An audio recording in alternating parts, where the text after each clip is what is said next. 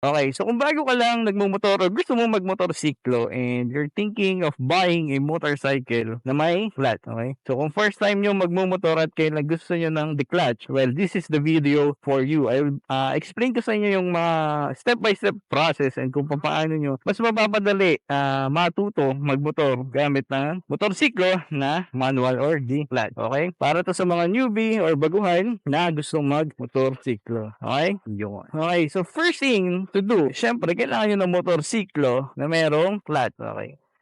Ayan. Kita nyo naman may clutch lever. Pag sinabi nating manual, syempre kailangan nyo na may clutch and merong pang-shift ng gear.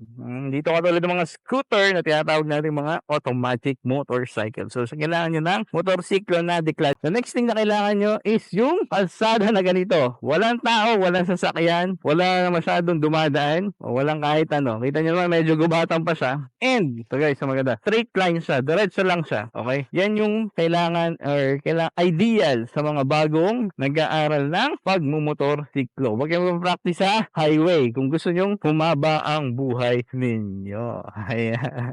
Siyempre, kailangan nyo ng isang kalsada na tuwid. O di kaya naman isang subdivision, isang daan na kung saan kukunti dumadaan na sasakyan. Okay? So, yan. Kaya magpa-practice para walang sagabal, controlled environment. Kaya nga, okay? Pag nag-slide ka sa mempla nga, ikaw lang. Joke lang. Kung marunong kayong mag-bike, marunong kayong magbisikleta, medyo madali na ang pagmumotor. Okay? Pero, kung hindi kayo marunong magbisikleta, dun tayo medyo mahihirapan. Kasi sa bisikleta, di ba, nagbabalance kayo. Sa pagmumotor, ganun din. Kailangan yung balansehin. I-balance yung motorsiklo na ginagamit nyo. Kasi kung hindi kayo marunong mag-balance, malamang-lamang matutumba kayo. Okay? I assume na marunong kayo magbisikleta. Okay? First thing to do, sabi ko nga, naka-side stand, sakay kayo sa motorsiklo. Sakay kayo sa motorsiklo. Check nyo yung side mirrors. Make sure na nakikita nyo yung likurang bahagi ng motorsiklo nyo. Okay?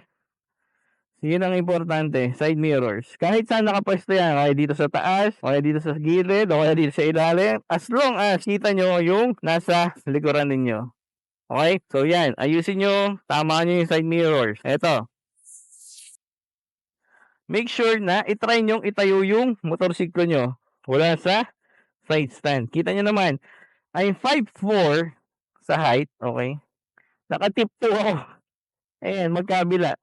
Nakatiad, okay? So, hindi po tayo katangkaran, 5'4", pero medyo kulang-kulang pa sa 5'4". Ayan. Try nyo muna, baka ramdaman nyo yung motorsiklo. Okay? So, balance nyo yun. Check nyo. Okay, so, pag komportable na kayo, make sure lang na yung side stand, nakataas. Okay? Kasi ang ayaw natin, under tayo ng nakababa yung side stand. Kasi po, pag nakababa yung side stand, pwede tayong ma-aksidente. Kasi kakaayos yan. Parang ganun. Okay? So, make sure na nakataas siya. Subukan na natin i-start yung motorsiklo natin. So, syempre, check natin yung kill switch. Okay? Ayos ba? Susi, kill switch, buhay. Start. Electric start.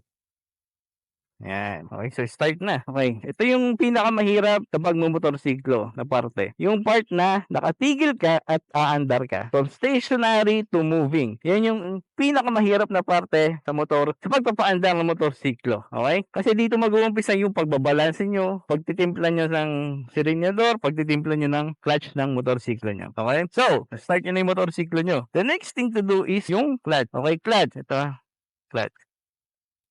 Kaliwa, clutch, kanan, preno sa harapan. Okay? So, usually yung mga motor ngayon is pag may cambio, pag manual is 1 down, 5 up. Ibig sabihin, pag inapakan nyo ng isa, naka-primera na yan. Pag sinungkit nyo naman pataas, naka-segunda yan. In between, ng primera sa segunda, nandun yung neutral. Kaya make sure pag sinungkit nyo, yung gear papuntang segunda is todo. Kasi pag kalahati lang, malamang sa neutral nyo, mapapadala or madadala yung gear ninyo. Okay? Yung iba may gear indicator, yung iba wala. Ito, neutral indicator lang ang meron. Pag magpapalit kayo ng cambio, syempre kailangan nyo pisilin yung clutch. Try natin pa sa primera.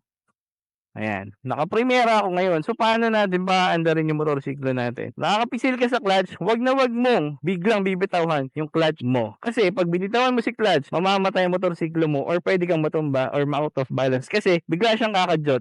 Parang ganito. Yun. Kita nyo?